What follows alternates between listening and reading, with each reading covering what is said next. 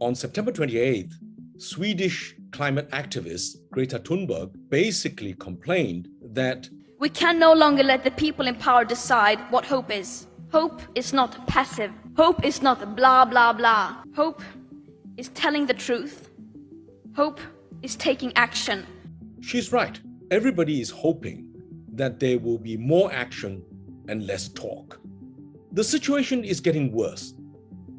During the pandemic, 6 friends and I Zoomed almost every fortnight to find solutions for more climate action. The result is this book, Buying Time for Climate Action, which is the result of a webinar that we held this February. The book, Buying Time for Climate Action, exploring ways around stumbling blocks, shines light from different angles of how humanity could deal with climate change. There is no one silver bullet. There is no one size fits all. That book concerns a major shift in the sustainability debate, from asking what is necessary to achieve sustainability to asking what is blocking the implementation of concrete solutions. The 7 principal speakers have outlined the barriers in their domains, ranging from food and water to epidemics and cities. The 16 other authors have thoroughly examined their remarks and contributed to the theme of the book from their own expertise and experience.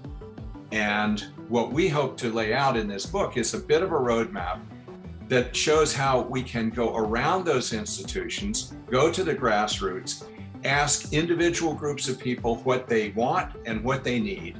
And hopefully this would be a way to involve the institutions in a positive sense, not only to help solve the problems, but also to begin earning new trust in the institutions themselves. Young people, our grandchildren, intuitively feel that humanity is in big trouble because of climate change. They demand action from our generation, and we find it hard to help them. Because our generation, at least in the West, has been trapped in the illusion that making plans to solve a problem is equivalent to solving the problem. Climate change mid to late this century may ultimately render unsustainable both inland and coastal metropolitan areas and set in motion unprecedented population displacement. With 800 million people in more than 570 coastal cities at levels of risk by 2050 from sea level rise, and a similar number inland likely to be displaced by desertification, where will these populations find acceptance? The first is the notion that the biosphere is already beginning to cope with climate change by evolving, as it has always done. And this includes the outbreak of emerging diseases. So coping with climate change by evolving means pathogens moving into new hosts and into new geographical distributions. And it's important for us to understand that human beings are helping pathogens with their evolutionary process. The oceans play a crucial role in absorbing CO2 and producing oxygen. Keeping marine ecosystems robust and healthy is essential to fight climate change. We are mostly overexploiting the top of the food web in the oceans, but are hardly using the more abundant sources of protein in the lower parts. We're using too many fishing and fish culture technologies that are wasteful, energy inefficient, and ecological disasters. For too long, we have been invoking innovation to get us out of trouble, willfully ignoring the fact that 250 years of technological and institutional innovation have got us into trouble. We cannot keep going in the same direction. We ask, therefore, what is behind the inertia in our societies that prevents them from changing rapidly enough to deal with the oncoming disaster? That is that our major institutions have become stumbling blocks rather than solutions to our problems. They are too rigid and committed to imposing one-size-fits-all solutions from the top down everywhere around the world. This is not working, and the globally bungled response to the COVID pandemic shows that our system is not working. Conflicts with stumbling blocks must be avoided.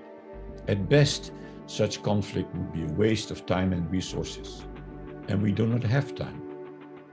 At worst, it would make no difference, leaving humanity in an even more precarious state than it presently is. As the problems resulting from climate change get bigger and the number of people potentially affected increases, there is a growing urgency for grassroots actions and initiatives to find new ways to cope with the problem.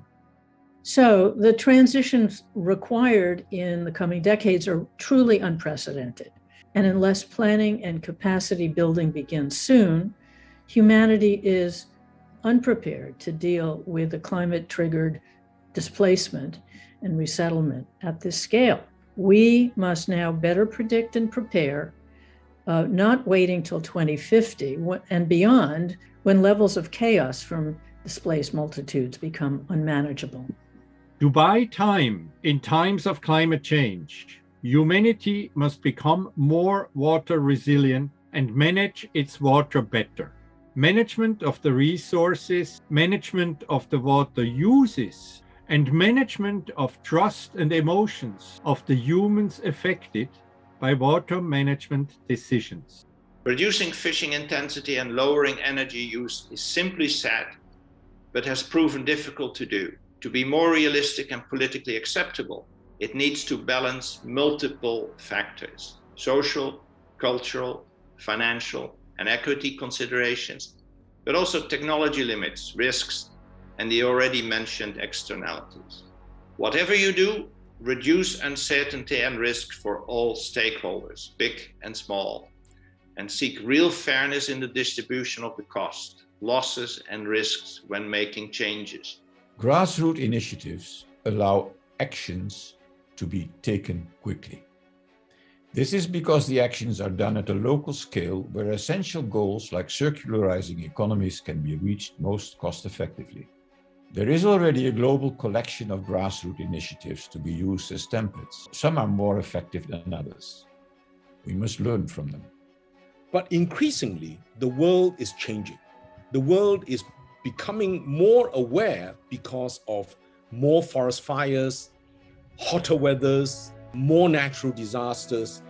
All these suggest that we need to act now.